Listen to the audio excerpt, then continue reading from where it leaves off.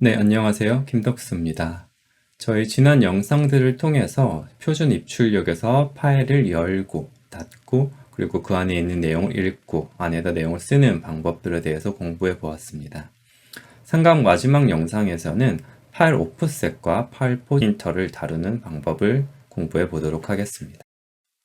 네, 우선 파일 오프셋에 대한 개념 자체는 저희가 2강에서 많이 다루었기 때문에 그 개념을 새로 다루진 않을 거고요. 파일 오프셋을 핸들링하기 위한 함수들을 소개시켜 드리는 걸로 하겠습니다.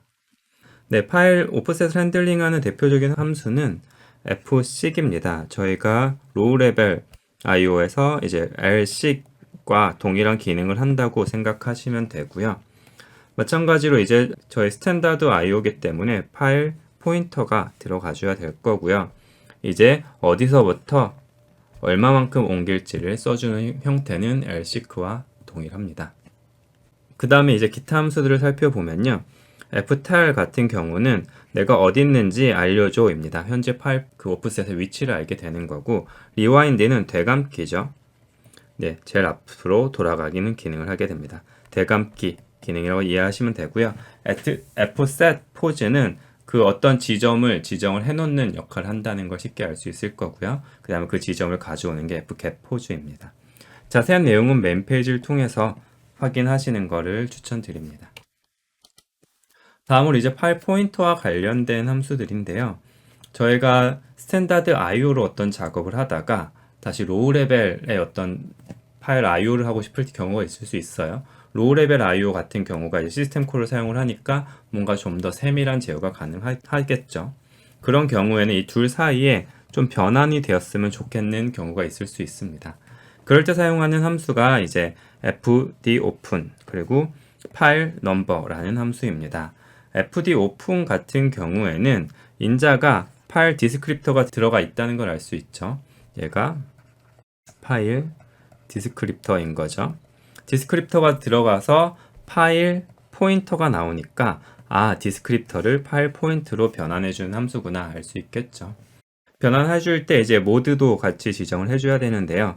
파일 열기 모드인데 중요한 거는 이 fd 파일 디스크립터를 만들 때 열었던 모드와 동일해야 된다 라는 걸 이해하시면 되고요. 정상적으로 변환이 되면 파일 포인터가 변환이 돼서 우리가 로우 레벨 IO로 열어놓았던 파일을 스탠다드 IO로 제어할 수 있게 될 거고요. 실패하면 널이 반환이 될 겁니다. 이 파일 넘버는 반대 기능을 하는 거예요. 파일 포인터를 인자로 주죠. 파일 포인터를 인자를 줘서 번호, 이게 바로 파일 디스크립터 번호가 반환이 되는 거겠죠. 그래서 이렇게 둘 사이에 왔다 갔다 할 수 있다 정도로 이해를 해주시면 됩니다. 자, 예제를 한번 준비를 해봤고요. 한 번씩 타이핑해서 실행해 보시고 돌아오셔서 같이 보도록 하죠. 네, 한 번씩 해보셨다고 생각하고 같이 보도록 할게요. 첫 번째 예제는 파일 디스크립터에서 파일 포인터로 변환이 되는 거죠. 그래서 예제를 보시면은 처음에는 오픈, 우리가 시스템 콜을 사용을 한 거죠. 시스템 콜로 사용을 해서 파일 디스크립터가 만들어졌습니다. 이 hello.txt를 열어서 파일 디스크립터를 통해 연결을 해 놓은 거죠. 근데 이걸 내가 스탠다드 IO 형태로 제어를 하고 싶다라고 하면은 이 fd를 인자를 줘서 fd open이라는 함수로 호출을 하게 되면은 이 파일 포인터가 반환이 되게 됩니다. 자, 읽기 모드는 통일해 줘야 된다라는 거 기억하시고요. 그래서 우리가 처음 파일을 열 때는 로우 레벨 IO를 하기 위해서 오픈으로 열었지만 우리가 변환을 해줌으로써 fget s와 같은 스탠다드 IO의 파일 쓰기, 파일 읽기 함수를 사용할 수 있다는 걸 알 수 있습니다.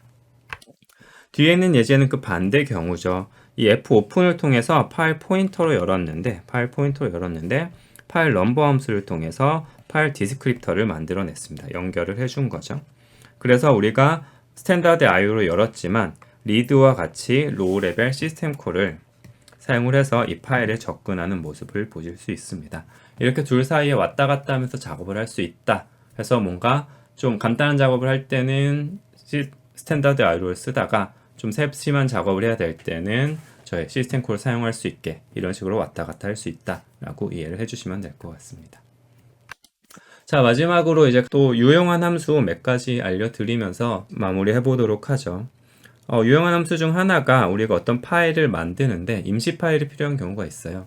내가 이 데이터를 임시적으로 저장했다가 프로그램을 쓰는 동안에만 이게 프로그램 종료되면 이게 없어지는 경우, 없어져도 되는 경우가 있을 수 있습니다. 그럴 때 사용할 수 있는 함수들인데요.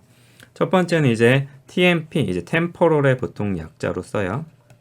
temporal이 임시를 뜻하죠. 임시, 이름을 만들어 줘입니다. 내가 임시로 파일을 만들 건데 그 임시 파일 이름을 막 고민해서 만들기 힘들잖아요. 그리고 이 파일이 있을 수도 있고. 근데 그럴 때 이제 임시 이름을 만들어 주는 함수가 temporal name, tmp nam이 되게 됩니다. 그래서 중복되지 않는 임시 파일 명을 생성해 주는 역할을 해주는 함수다라고 이해하시면 되고요. 다음에 이름만 만들어주는 게 아니라 한 파일도 만들어줘 라는 겁니다. 어떤 이름은 내가 몰라도 되는데 내가 잠시 쓸 파일을 만들어줘 하는 게 temporal file 함수고요. 이 녀석을 하면 임시 파일 포인터가 생성이 되고요. 파일 이름은 우리가 알 필요가 없고요. 모드는 W 플러스 모드로 열립니다. 쓰다가 읽다가 할 수 있게 플러스를 붙여놓은 거겠죠. 그래서 임시 파일 이렇게 생성을 해서 쓸 수 있다라는 걸 알아두시면 나중에 파일로 작업을 하실 때 유용하실 것 같습니다. 자, 이렇게 저희가 3강 스탠다드 IO, 하이 레벨 IO를 살펴보았고요. 3강의 첫 번째 영상에서는 버퍼드 IO의 개념, 이게 왜 필요한가라는 이야기를 했었고요.